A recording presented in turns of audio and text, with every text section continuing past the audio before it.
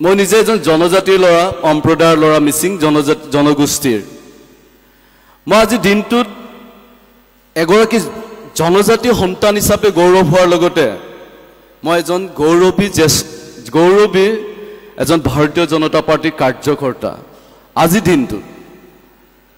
কাৰণ আমি দেখা নাছিলোঁ, আমি সমাজ জীৱনত বলি দিয়াৰ পৰা দেখা নাছিলোঁ যে ভগৱান বিৰচা মুণ্ডাক, যাক ধৰতী হাবা বুলি কয়, জনজাতীয় গৌরব দিবক মিসিং আও নির্মল পায়ে আইও না আগম কো লুডুং মিসিং রেগামা কাই তাতকে পোলে কাংকে পোলাই।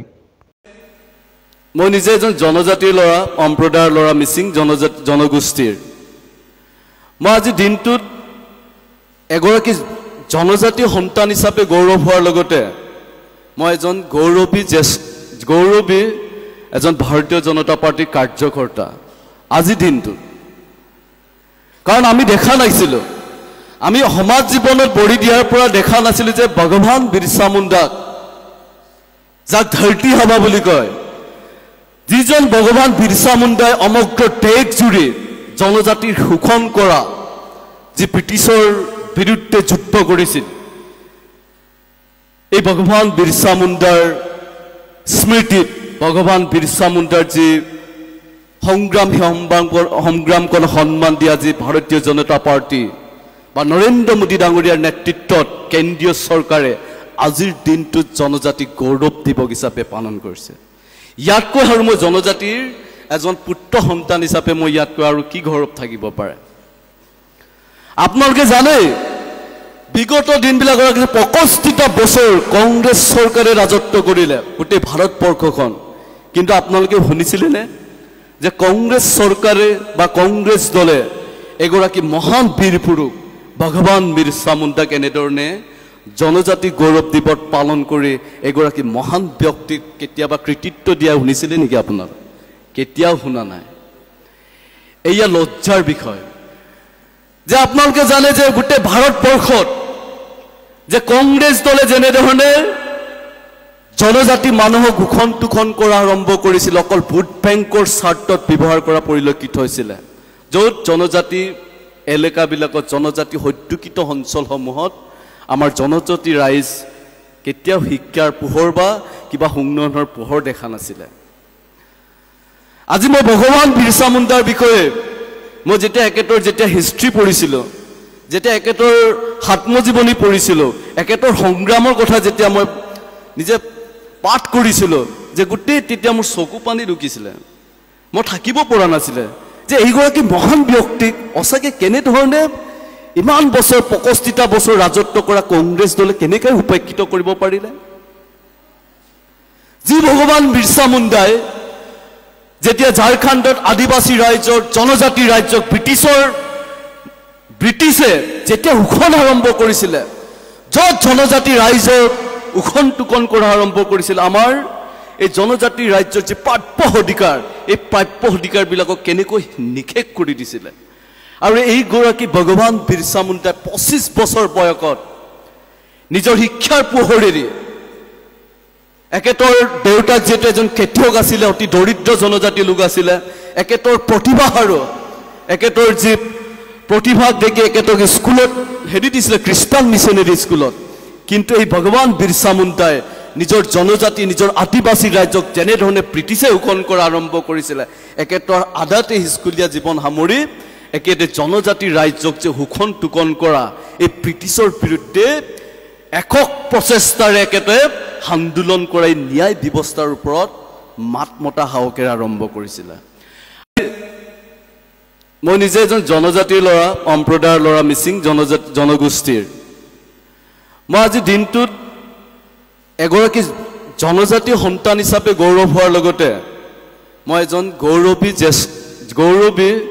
এজন ভাৰতীয় জনতা পাৰ্টীৰ কাৰ্যকৰ্তা আজি দিনটোত।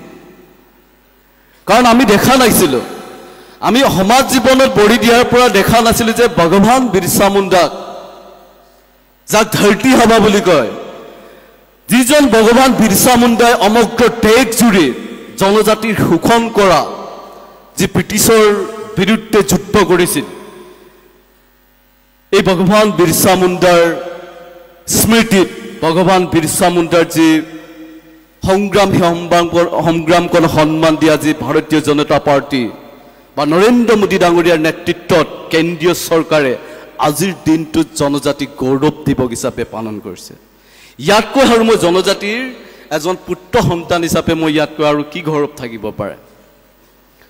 আপোনালোকে জানে বিগত দিনবিলাকৰ 65টা বছৰ কংগ্ৰেছ চৰকাৰে ৰাজত্ব কৰিলে গোটেই ভাৰতবৰ্ষখন। কিন্তু আপোনালোকে শুনিছিলেনে যে কংগ্ৰেছ চৰকাৰে বা কংগ্ৰেছ দলে এগৰাকী মহান বীৰ পুৰুষ ভগৱান বিৰছা মুণ্ডাক এনেধৰণে জনজাতি গৌৰৱ দিৱস পালন কৰি এগৰাকী মহান ব্যক্তিক কেতিয়াবা কৃতিত্ব দিয়া শুনিছিলে নেকি? আপোনাৰ কেতিয়াও শুনা নাই। এয়া লজ্জাৰ বিষয় যে আপোনালোকে জানে যে গোটেই ভাৰতবৰ্ষত যে কংগ্ৰেছ দলে যেনেধৰণে জনজাতি মানুহক শোষণ টোষণ কৰা আৰম্ভ কৰিছিল, অকল ভোট বেংকৰ স্বাৰ্থত ব্যৱহাৰ কৰা পৰিলক্ষিত হৈছিলে, য'ত জনজাতি এলেকাবিলাকত জনজাতি সদ্যোষিত অঞ্চলসমূহত আমাৰ জনজাতি ৰাইজ কেতিয়াও শিক্ষাৰ পোহৰ বা কিবা উন্নয়নৰ পোহৰ দেখা নাছিলে। আজি মই ভগৱান বিৰছা মুণ্ডাৰ বিষয়ে মই যেতিয়া হিষ্ট্ৰী পঢ়িছিলোঁ, যেতিয়া এখেতৰ আত্মজীৱনী পঢ়িছিলোঁ, এখেতৰ সংগ্ৰামৰ কথা যেতিয়া মই নিজে পাঠ কৰিছিলোঁ, যে গোটেই তেতিয়া মোৰ চকু পানী ঢুকিছিলে। মই থাকিব পৰা নাছিলে যে এইগৰাকী মহান ব্যক্তিক সঁচাকৈ কেনেধৰণে ইমান বছৰ 65টা বছৰ ৰাজত্ব কৰা কংগ্ৰেছ দলে কেনেকৈ উপেক্ষিত কৰিব পাৰিলে।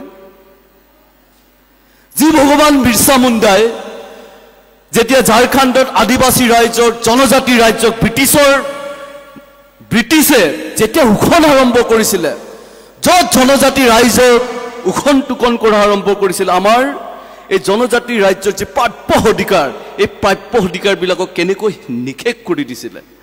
আৰু এইগৰাকী ভগৱান বিৰছা মুণ্ডাই 25 বছৰ বয়সত নিজৰ শিক্ষাৰ পোহৰেৰে, এখেতৰ দেউতাক যিহেতু এজন খেতিয়ক আছিলে, অতি দৰিদ্ৰ জনজাতি লোক আছিলে, এখেতৰ প্ৰতিভা আৰু এখেতৰ যি প্ৰতিভাক দেখি এখেতক স্কুলত দিছিলে, খ্ৰীষ্টান মিছনেৰী স্কুলত। কিন্তু এই ভগৱান বিৰছা মুণ্ডাই নিজৰ জনজাতি নিজৰ আদিবাসী ৰাজ্যক যেনেধৰণে ব্ৰিটিছে শোষণ কৰা আৰম্ভ কৰিছিলে, এখেতৰ আধাতে স্কুলীয়া জীৱন সামৰি একেতে জনজাতি ৰাজ্যক যে শোষণ টোষণ কৰা এই ব্ৰিটিছৰ বিৰুদ্ধে একক প্ৰচেষ্টাৰে একেতে আন্দোলন কৰাই ন্যায় ব্যৱস্থাৰ ওপৰত মাত মতা সাহসেৰে আৰম্ভ কৰিছিলে।